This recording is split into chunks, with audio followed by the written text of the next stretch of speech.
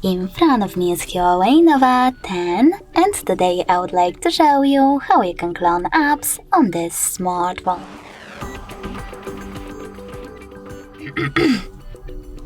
First of all, you need to access Devices settings and tap on Apps section after scrolling down. Over here.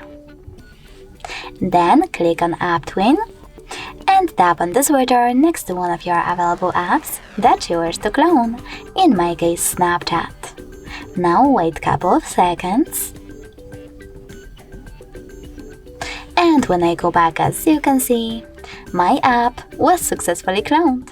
If you wish to delete cloned app, you can go into exactly the same settings and tap on the same Now Blue switcher one more time. Then select Close in the pop-up. Thanks so much for watching. If you enjoyed this video, smash that like button, comment and subscribe. Bye!